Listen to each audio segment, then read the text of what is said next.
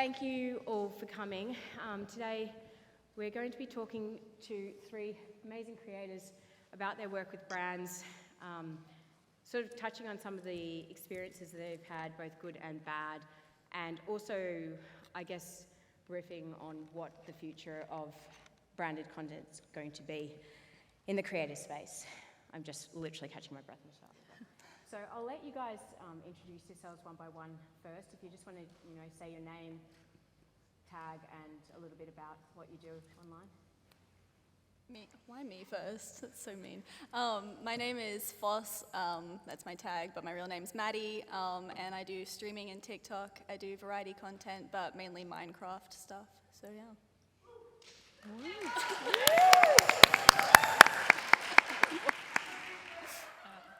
My name is Taylor, known as kind of Taylor Morgan across socials. I'm a streamer and a VOD creator, primarily in COD and shooters, but dabbling a little bit of variety.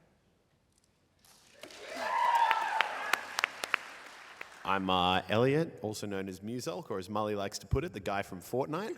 And yeah, guy from Fortnite. And I also make YouTube videos. I'd also just like to thank the Click creators for coming out in support of their fellow creators. It's really nice to have you guys Mully here. is not here to support, he's here to cause trouble. All right, Phos, let's kick off with you. What's the most important thing you look for when you're partnering with a brand for a first time? So when your manager approaches you and says, hey, we've got so-and-so interested in, what kind of things are you thinking about? Well, firstly, I only really want to work with like brands that I know that I already like and that I already use. That's like a big thing.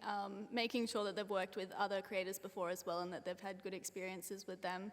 But really, it's just communication from the start. Like if a brand is open and they're just very clear about what they want and they're willing to work with you as a creator, that's obviously a massive green flag for me. Elliot, how about you? I'm a hired gun. You give me a check and point me in the right direction, I'll promote. No, no, but seriously, I feel like when it comes to brands, I think what makes a good experience is less necessarily. Obviously, there's like everyone's got hard lines in certain areas of what they will and won't promote. There are obviously, if like I don't know, a cigarette brand came to you, you might be like, hey, no, I'm not going to touch that. But I think generally for me, it's more just down to the brand not being like rigid and being flexible and willing to actually have like a back and forward in how you integrate them in content, and not just being like, here, we've got this like rigid ad read, we need you to read it word for word and paste it into a video. Yeah. Taylor, you have been working with Monster Energy over the long term. What about that brand relationship has been so valuable to you? And just for the audience, like what does that brand relationship look like? So I've been partnered with Monster for a little over a year now.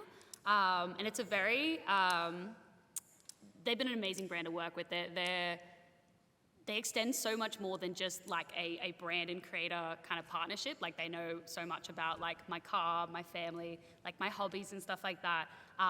It feels very genuine to promote them because not only do I love the product, but I love them as a brand and what they represent and their values and that sort of thing.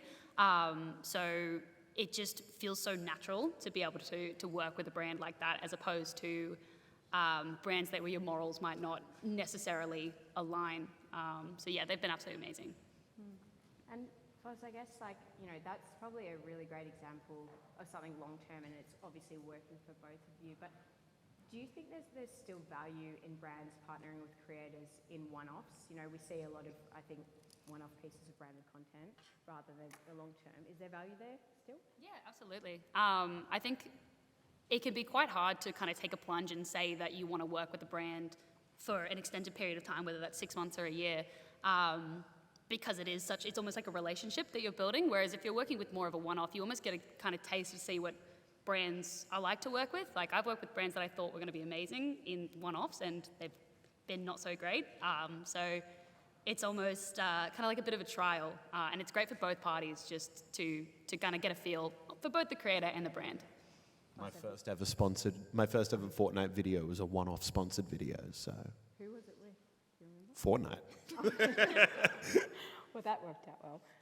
Phos, how about you? Like, if you had a preference, would you be, for brands coming to you saying, hey, we either want to do a one-off or leap in for a year, are you open to both? Or, like Taylor said, would you rather start off with one or two and then have it naturally grow? Yeah, definitely naturally, just because obviously they're people you haven't worked with before, usually. So if you're going to enter into like a contract with a company that you've never worked before, you don't know how they work, it's a massive commitment to do a long-term thing, so it just feels more natural to work with them a couple times, sort of see how the relationship goes, and then sort of decide if you want to commit from there. Yeah. Elliot, you kind of touched on this earlier, but you were saying that, you look for brands that aren't so rigid when you're working with them.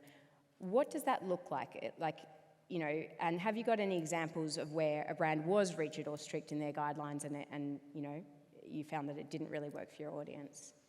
Yeah, I just think it's about brands kind of giving you the top line of whatever message they want to get across. Like, I don't know, this is generally what we're trying to promote. These are the key things we want people to know. And then being like, find a way to make that cool and interesting in your own way to your own audience, as opposed to very rigid, fully scripted things that they've clearly like just copy pasted to 50 different influencers and say exactly this without trying to tailor it to an individual audience. Like, I think I've used this example before. I did a PC one a couple of years ago where they were being like, no, you have to read out all these specs. And I've like built PCs. I know a decent amount about them, but they were like, tell them about the Radeon Nexus 42G triple in thruple wiring system. And I'm like, dude, I don't know what this is. My audience doesn't know what this is. And you can tell when I'm saying, like, reading out all the specs that I'm not engaged with it and I don't actually understand it. So because of that, if it comes across as too like forced, it just like, it hurts the brand as well because you can tell that it's not genuine. On the flip side, Phos and Taylor, I've both briefed you in on a cosmetics brief that was very, very broad over the last couple of days. Is that your preferred way to work, or would you like is it sort of all or nothing, or do you think there can be a happy place in the middle? I think we briefly talked about it on the call. It can be great for a brand to give you quite a broad brief because if you do have those creative ideas, it kind of allows them to flow. However, on the flip side, the brand could subconsciously have a direction that they want the deal to be going, and if you don't have any kind of clue on where that's going, you could take it somewhere completely different that they might not be happy with, and it kind of leaves a little bit of tension as you're trying to kind of guess what they want. So obviously there's a happy medium, but I would say, if anything, leaning towards the side of like allowing the creators to kind of fulfill the brief usually works out for the better. I don't know whether you agree. Yeah, well, like the thing is that like creators know what we're doing. Like we know our content, we know our audience. Like for example, I work very heavily with brands in TikTok, and so if a brand like comes to me and says, "Hey, we want you to make a 2-minute video," I know for a fact that isn't going to do well on my page and that isn't going to benefit the brand because I know what I'm doing. Like I know my analytics, I know my audience, and so like it definitely is a happy medium of wanting to work with a brand on how to achieve what's going to work, but well for both. That brings up a point, Taylor. I think we've spoken about this before, but Elliot, I'll throw it to you.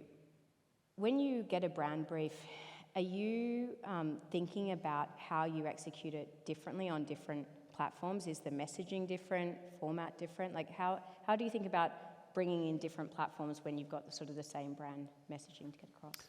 Yeah, I mean, I think I feel like obviously every platform is different, and I unfortunately can't claim to be as much of a TikTok expert as much as I try. I'm just not that funny in a very short burst of time. But over long bursts, very funny. What was that? Over long streams, very funny. Oh yeah, other than that, I'm incredible. Good looking too. I mean, obviously I think when it comes to videos, you can build it into a much broader spread out thing, or it can just be as simple as jump in game and have fun. Versus TikTok, you need to, I mean, correct me if I'm wrong, almost think of like a skit type scenario where you can get the brand messaging in, but also actually make it, an entertaining, engaging piece of content that's actually going to hit the algorithm and get traction. Taylor, something that we've spoken about before on the same lines is that oftentimes, and this is coming from, I guess, the management side, we'll get a brief from a brand and says, hey, create the same piece of content and put it up on Instagram Reels and put it up on TikTok, you know, and put it up on Facebook. Same piece, it's fine. You don't need to do anything else. What do you think about that approach? I'm personally not a fan of it. I know that we spoke about on the last panel that we were on. TikTok is interesting in the fact that, well, if you compare it to Instagram, Instagram is showing your videos to people who have actively gone, found your account and followed you, whereas TikTok will show to 90% or 80% people that have never seen your page before. So the content that you put out on Instagram, you can get a lot better reception from saying, hey, my name is Taylor Morgan, I'm endorsing this product, because they know you, they've built a lot of a relationship with you, and they trust you as a creator to promote a product. Whereas on TikTok, they've never seen you before, and frankly, they don't care. Like the content or the branded content you need to put out on TikTok almost has to immediately cater to whoever's viewing. You have to really put out what you are doing for them, as opposed to just, I back this product, because they don't know who I am. They don't care. Right, Phos, have you found that working on branded content on your own on TikTok? Yeah, it's interesting because for me, I have to think about who I want to sort of be on each platform, if that makes sense. Like on TikTok, my audience is very, very young, so obviously I'm very much more animated and more energetic, whereas on my streams, my audience is a little bit older, so I act differently. Obviously I'm a bit more chill because I'm just going live in my bedroom playing video games. I'm not going to really put on a persona for that. And then Instagram is more personal stuff, so when a company says put your TikTok video on your Instagram, it's like, look, I can, and it will probably get views, but it's not necessarily lining up with who I am on Instagram. It's not lining up with my personal life, me being on TikTok being like, hey guys, don't follow my account, So yeah, that's what I have to think about personally. But That's super interesting. So you think that different social platforms are used to sort of, I guess, showcase different aspects of your personality, or more heightened aspects in the case of TikTok? Yeah, definitely. Because I get people coming into my streams all the time and they're like, dude, I really, really hate your content on TikTok. You're so annoying, but you're really chill in stream. And I'm like, yeah, that's because I don't go into the world being like, hey guys, I'm Phos. Who does that? Nobody. It's just a different persona. I don't know. Elliot's definitely walked into a few rooms saying, hey. I am incredibly loud all the time. This is going to be interesting because we're coming from three creators who have had different lengths of time sort of working as creators and also working with branded content. So, Elliot, we might kick off with you. What are the biggest differences you think you've seen in the way brands are working with creators since you started basically many, many moons ago? I get it. I'm the old man of the group. No, I mean, I think just the volume is one. I think all of a sudden brands are realizing that working in this space is great. But also, I think that the hardest and the most frustrating thing was exactly to the points of what we've been saying, make good brands to work with, is that initially at the start, when the whole YouTube, TikTok, social media thing was new, everyone who was in charge of the ad budgets had only ever worked in TV and radio ads. So for them, it was okay, we need to promote our product. We do what we did with the TV thing, which is super rigid, super scripted, super planned out. Everything needs to be exactly this way with no flexibility at all. And I think the biggest change you've seen over time is brands realizing that, if they're willing to just kind of take a bit of, the kind of rigid control away, that you're ultimately going to get a better product. How about you, Taylor? Yeah, I would definitely say so. I think the biggest change that I've noticed from, at least personally, from when I started as a creator working in brands to now, which is still a relatively short time, is definitely having the confidence to speak up and kind of give your opinion on a brand deal. I remember the first couple of brand deals I worked on, not that I had a bad feeling or I didn't believe it would do well on my channel, because then I was like, well, they're a brand, they know best, but I now feel quite confident to say, to at least put my input in and work a little bit more collaborate, with brands, yeah, something like that, with brands, and get a better outcome. And I think brands have probably become a little bit more accepting of that, as opposed to, as Elliot said, quite rigid in, no, this is the marketing brief that we've been given, we have to stick to this. It's a little bit more collaborative now. How about you, Phos? You're kind of the new girl on the block comparatively to old man over here. Yeah, so I've only been doing content creation for about a year, and I've only been managed for a couple months. So I haven't done a whole lot of working with brands and stuff like that. But from what I've been able to see, it's definitely, I guess with all of everything, like people are finally starting to realize that what we do is work, like it's actually a job. And so I think companies are finally sort of taking them seriously, and companies outside of gaming are starting to sort of move into and realizing that the gaming area is actually a good place to promote their products. But yeah. That's a good point. So obviously, and I know, Elliot, when we started working together, there were a lot of what we call endemic brands, so brands that are sort of associated with tech and gaming, who were coming to, headsets, peripherals, game publishers. But there is an increased movement in the non-endemic brands, so the food groups, the general consumer products. Why do you think gaming as a category is a really good space for those sorts of brands to be? Phos, let's go back to you. We can walk down. Yeah. I think it's because you hit so many demographics in gaming. Like, anyone can sit down and play a video game or watch a streamer or watch a content creator. And so I think it's just a very good area to hit everyone that you need to hit, really, because you've got younger kids, you've got an older demographic. Like, me and Taylor have very different demographics, but we're both still in the gaming sort of area. And so I think it's really beneficial for any brand, really, to sort of reach into that. Taylor, how about you? Yeah, I guess gaming's one of those rare things. Probably, as Phos said, every platform that a creator has almost like a different persona. So it's a very rare industry that you can be targeting so many, I guess, demographics, even within one creator, within their different personalities and stuff like that, on their different platforms. And it's very rare to see that, with other industries. I would like to answer this question by asking a question. Hands up in this room if you use an ad blocker. Yes, okay, and there we go. That is the answer for why brands need to work with influencers, because everyone in the gaming demographic is like us. We're internet people who understand that you're one ad blocker away from stopping every pop-up, every sidebar ad, every kind of forced ad integration that's out there. So our demographic is one of the hardest to target on the internet, because everywhere we go, if we have the option, we escape all ads at all times. I'm literally showing my age. I don't have an ad blocker. I can't on principle, but I would if I would otherwise. But yeah, so because of that, if brands want to target this demographic, which is ultimately the hardest one to reach, because of that exact reason, I think it makes working in gaming and with influencers more important. And I guess for you guys, given that these brands are here, they're spending money, they're doing things, what's exciting to you? What would be exciting to you in a brand partnership? What's the dream collaboration look like? Elliot, you can keep going. Money. No. I'm going to say outside of money. Oh, what? No. No. I mean, again, I think it can be tons of different stuff, right? Like, I these days, it can be a combination of, I think at the basic level, like we've been talking about, the flexibility to create something cool.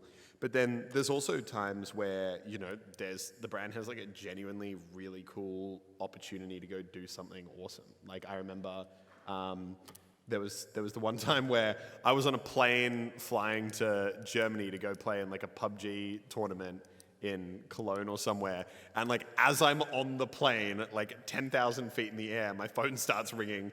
And Emma was like, Elliot, instead of coming back like through Dubai, do you want to fly through America and go skydiving with deadmau5? And I was like, yeah, cool. Like, that was cool. That's an example of something where it's like, I'm never otherwise going to get that opportunity, but a brand wanted to do something cool and they wanted to, kind of promote it more through me being a part of it. So I think some of the coolest brand things are just those like crazy life experiences that otherwise you would just never get. Yeah, Taylor. Yeah, as a Call of Duty creator, being able to work with the company that makes the game that you've been playing since you were 8 years old is absolutely incredible. I was thankful enough to be able to go over to the US not long ago with Mr. Bergs, who's in the audience, for the COD Next event with like the top 200 COD creators in the world and just... I missed my flight. Yes. Muselk was supposed to be there. No. Awkward. Yes. But seeing people that, or like being able to go to an event where you get to meet some of your idols as well as participate next to them is like unfathomable. Like if you told me a year ago that that's what I would be doing, I'd say, nah, no way. But yeah, absolutely incredible. Definitely a dream company. Phos, how about for you? You might not have had it yet, but what would it be? Or maybe you've had it already, I don't know. If I get a coffee sponsorship, I can die happy. It'd be That's great. it. I feel like I'm sleeping 20, like I'm pretty sure I'm asleep right now.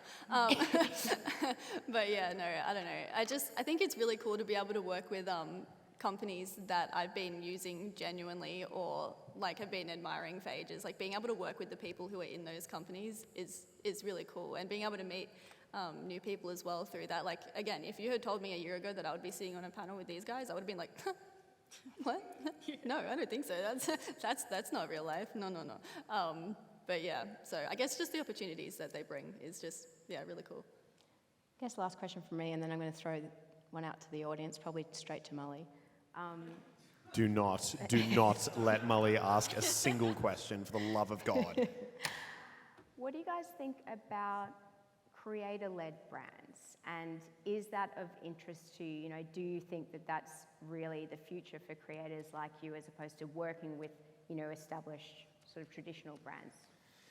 I think that creator-led brands are incredibly cool. I do think, I mean, it's hard. I actually don't know, but I feel like for the creators who reach a crazy enough size with a dedicated enough audience, I think that they are one of the coolest, most awesome things you can possibly do. Like Beast Burger, or I think even the coolest recent example is like Prime, what KSI and Logan Paul did. I think that is now valued at over $1 billion, and they launched it. Can you talk a bit more about Prime for anyone in the audience who Oh, sorry, may not Prime know is what like, it is? it's like not an energy drink, it's kind of like a Gatorade style drink, I believe, drink.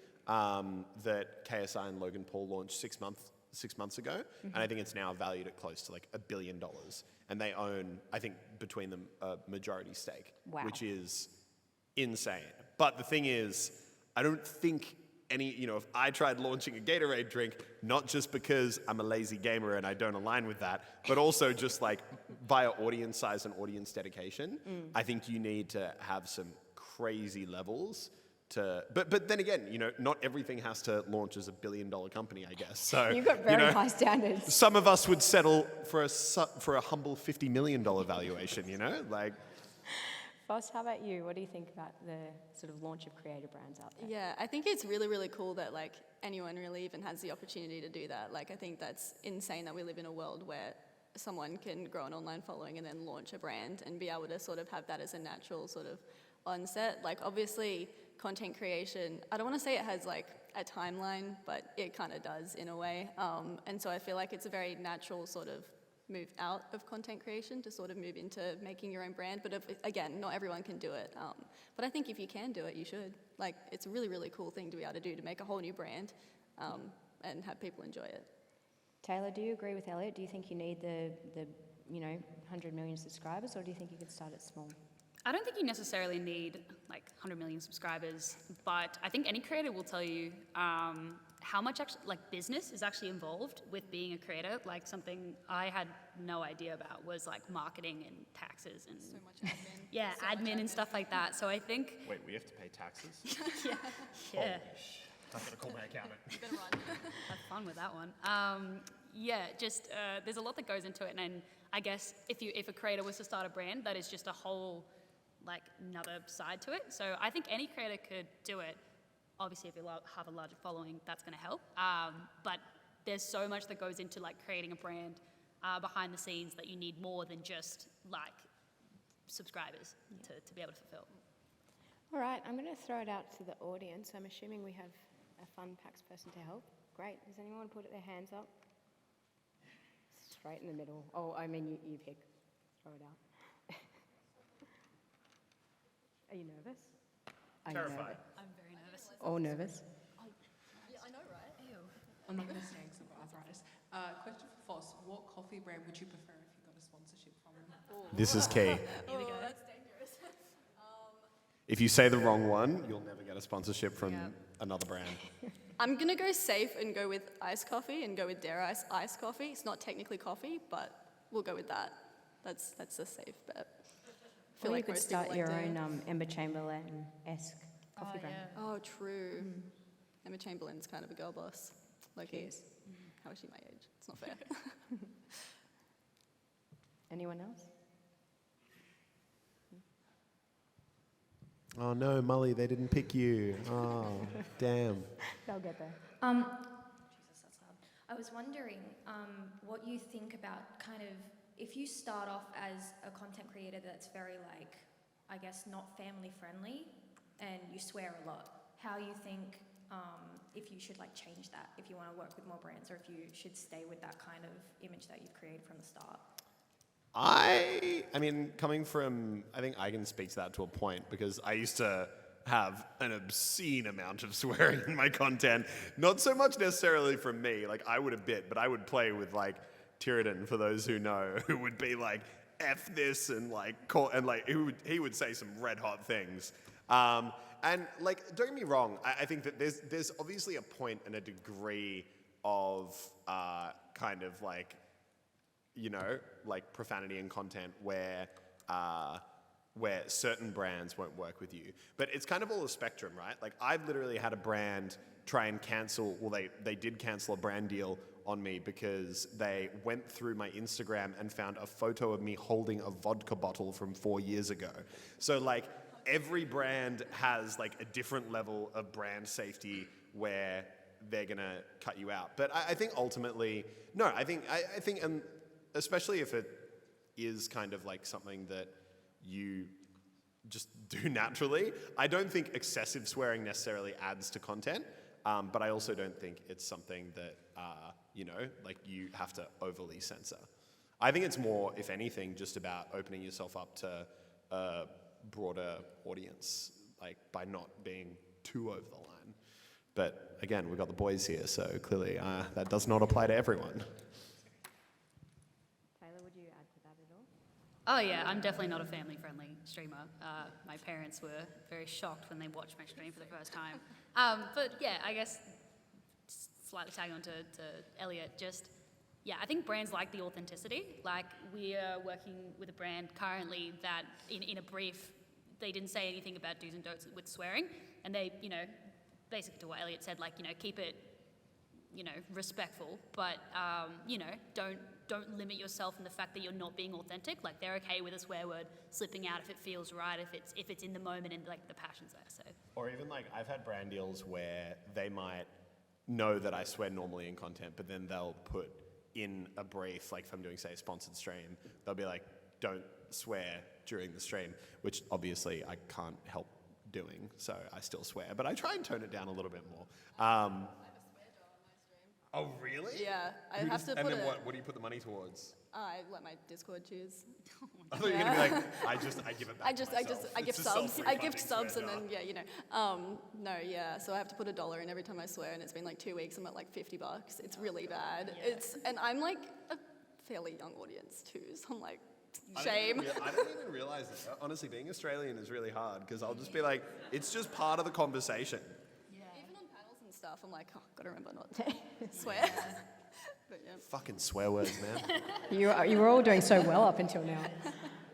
Another question.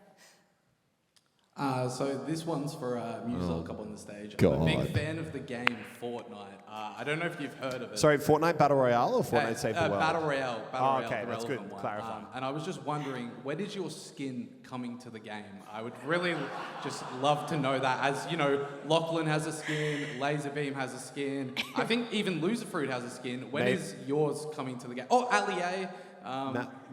Maybe it's Cypher PK, you missed Cypher that one. PK, sorry. Chica, Yeah, you missed Chica. Yeah, so when's yours coming? I I'd just mean, like to know that. look, they really wanted to do one for me, but they just didn't offer enough money, and I have standards, so I simply refused. I said 10 million or I'm leaving, and they just couldn't meet the price.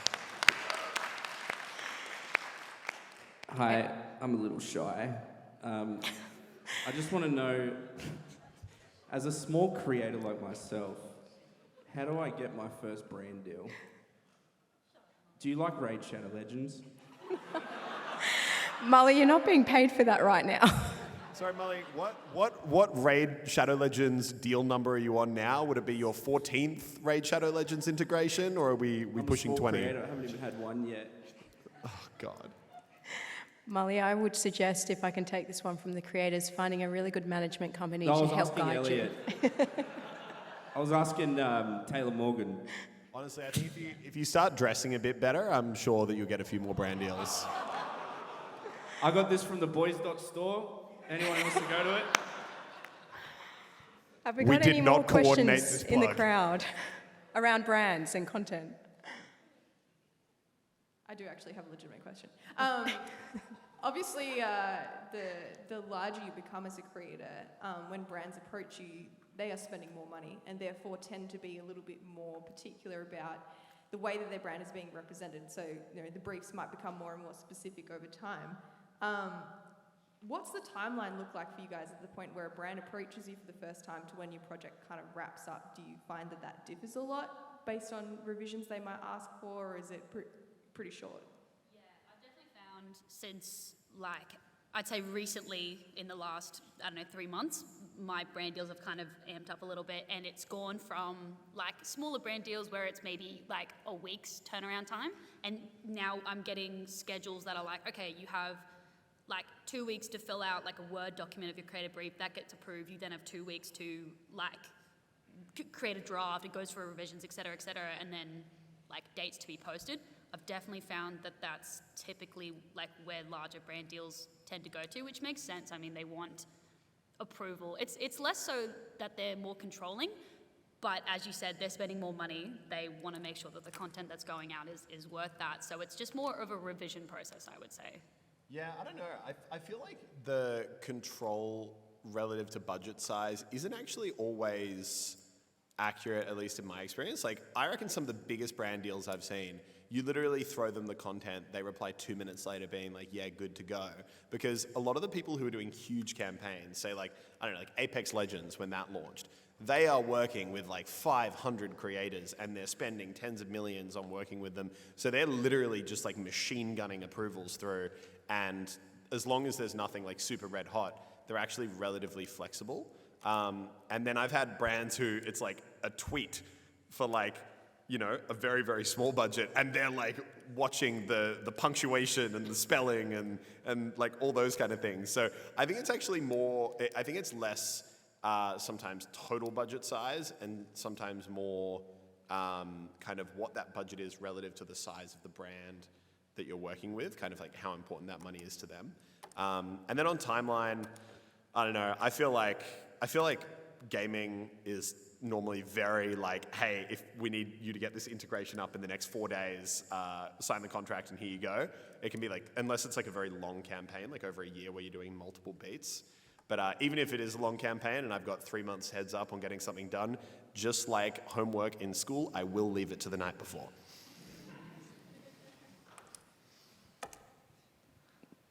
Hey.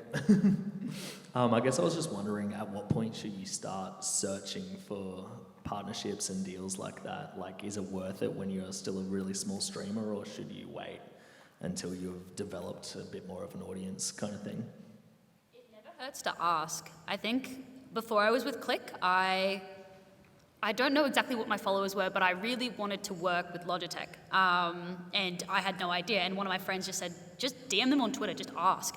And I had asked for a headset, and they ended up I would have considered myself a small creator at that point. They ended up shipping me a whole bunch of just bits and pieces and stuff like that, and it was the beginning of a relationship. I don't think you're ever too small to just ask. The worst they can do is say no, and I know that's quite scary as a small creator, but you'd be surprised at how many brands are willing to work with you just in exchange for product or similar, or if you are after a fee, just say, hey, do you have any budget for, X amount of marketing? Here are my socials and stuff like that. You should never be scared to ask. Yeah, I think there is also a consideration of, I think especially when you're very small, I mean, even when you're small versus even when you're big, if you're doing sponsored stuff, it definitely doesn't help growth. It can be a slight hindrance. So I would I would say, obviously, like, if there's a cool sponsorship opportunity that comes along and you want to do it, then 100% do it. But I would say, I would caution slightly against making it too much of a focus early on, when I feel like growth and really kind of like perfecting your content and growing your audience as rapidly as possible is probably the better focus early on. But then again, obviously, if there's a brand you want to work with and they've got something cool that you actually think your audience is going to love, then 100%. Who did it? Hello, this question is really for anybody who wants to answer. How do you see the relationship between brands and creators kind of evolving and changing over the next few years? Phos, why don't we put this one over to you? I don't know. I feel like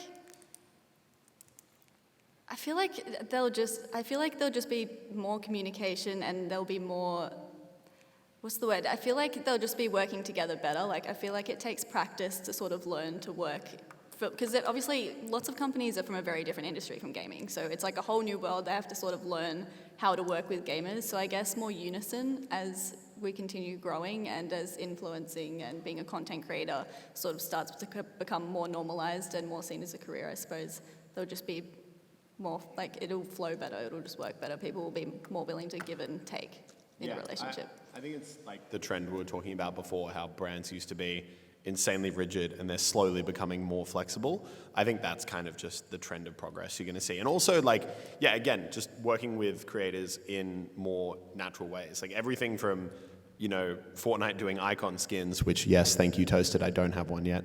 Or you know, like creator codes in games, or there's so many ways that I think brands are working to just naturally integrate in the creator space more, and I think that's just what you're going to see the growth of. We've got time for a few more. My question is, I want to hear about that, the rigidness and the ability for some brands to be a bit more flexible on the type of content that they want you to make. So if you guys have any examples of moments where they've been pretty hardcore on sticking to the brief, and how you might have worked through creative changes for the content that they want you to make versus the stuff that you want to make for yourself. I had that brand deal probably, I think it was earlier in the year. I won't say who they were, but they had a very strict brief. They had a very clear idea of the direction that they wanted it to go, and I tried pushing and saying, hey, I don't think this is going to work. They were pretty strict on it. I ended up filming it anyway, and they kind of quickly saw that it wasn't going to work. I don't know if this is necessarily the correct approach, because every creator is different, but I ended up filming 3 different versions, the one that the brand wanted, and then 2 in just 2 opposing styles, and they ended up picking one of my own styles, even though it was almost a 180-degree turn from the original brief that they want, and it ended up flowing just so much more like naturally. I'd say it took me creating the video, like even when I pitched them the brief, they said no, they want it stuck to what it originally was. It took making the video for them to see, no, okay, this is going to work better for both parties. So don't be afraid to just say, stick to your guns. Yeah, and I think it can also be more than the creative. Like I've had ones before where they wanted like a certain video posted on Instagram, and I suggested instead of posting it as just a flat video on the feed, you do it as like a carousel. So you have like a cool photo featuring whatever the brand is first, and then swipe, and then you've got the video, because that is, I just know based off my own experience with it and my audience, is going to get double, triple the engagement.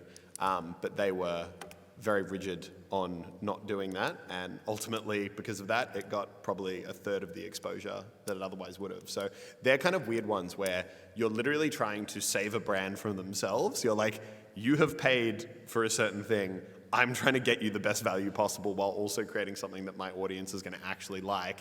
And by just being like, no, some guy who was 3 rungs up on the like branding team of that company said, we want a carousel, and the person you're communicating with doesn't want to go back and ask for any changes, or they're unwilling to change, can ultimately just lead to a worse product. I think sometimes brands think like influencers are trying to like get away with like, like being cheeky and not giving the brand what they want. it's actually not that. It's actually us trying to create something that's gonna, what's good for us is good for the brand 99% of the time. Thing where a company approached me, but they usually work with more like lifestyle influencers, and so their entire brief was for a lifestyle sort of TikToker. And if you've seen my content, it is not that. It is skits with a Minecraft parkour in the background. And I'm like, that's not going to work. That video length is probably not going to work. But it just took sort of clearly explaining why it wouldn't work, and they ended up sort of being like, yeah, okay, like we trust you to make your content. But yeah, it's going to happen. Any others? A few more?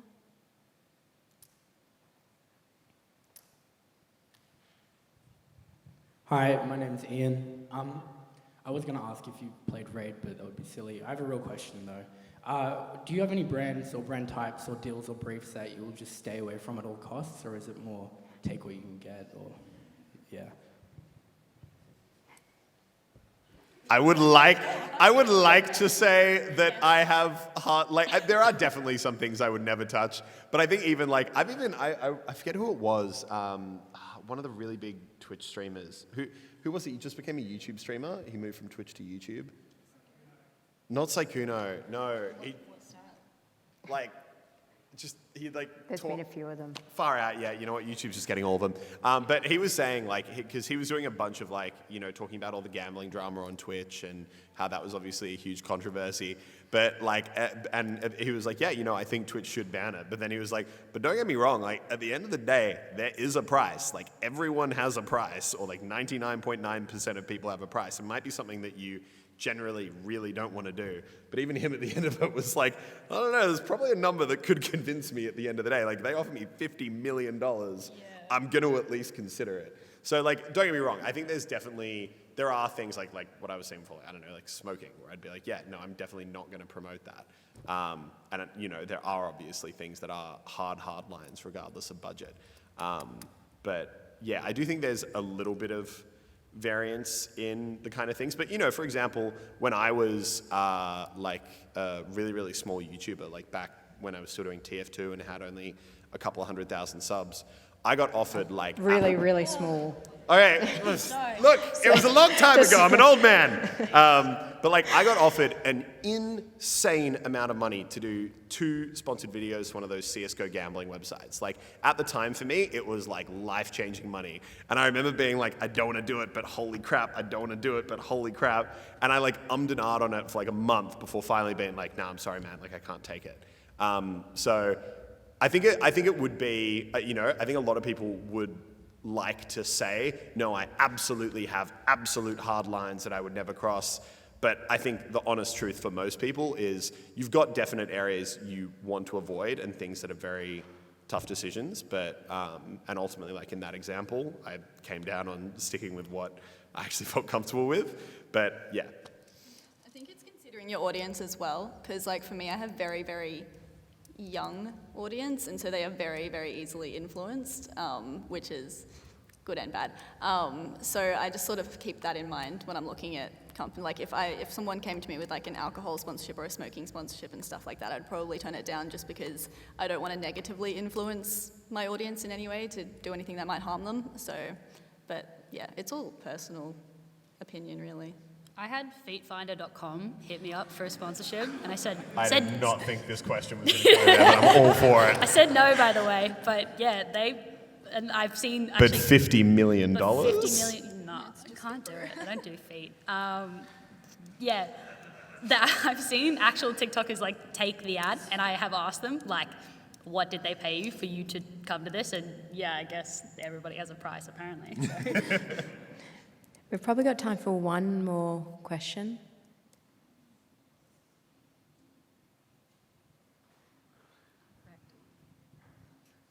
All right, well, let's make this question a good one. What's the one piece of advice that you wish you knew then that you know now that you could give back to yourself then? Make more Fortnite videos earlier.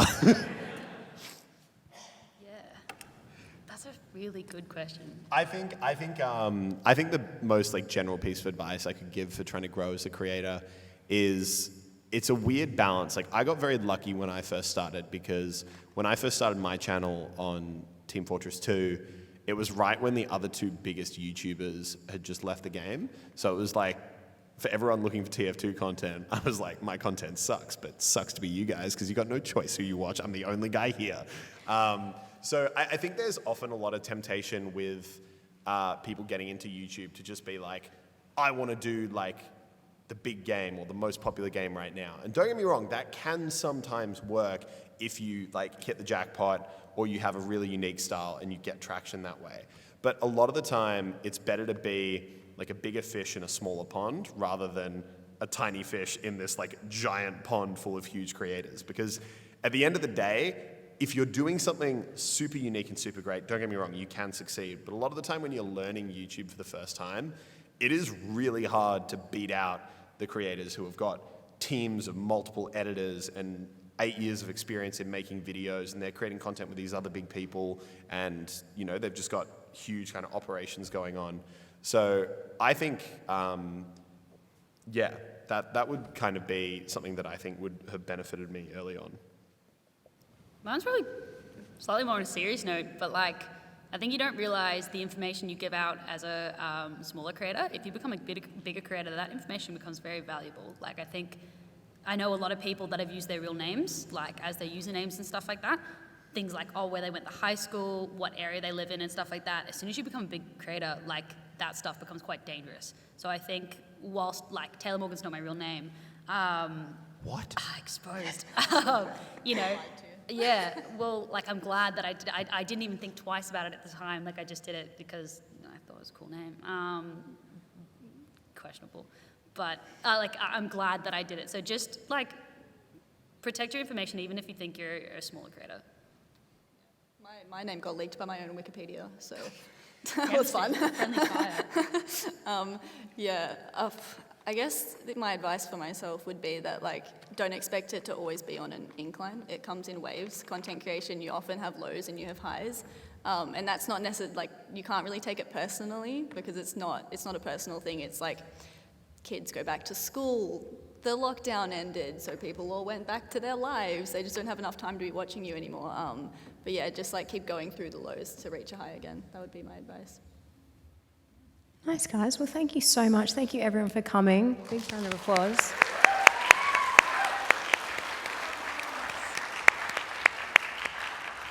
And thank you for all the great questions from the audience. They were illuminating. All right. Muselk's notepad says Molly is bad, by the way. I've been exposed. It was just a general note to not let you ask questions, but... Was that meant to go to me? It was. Oh. Thanks, guys. Thanks, guys. Thanks.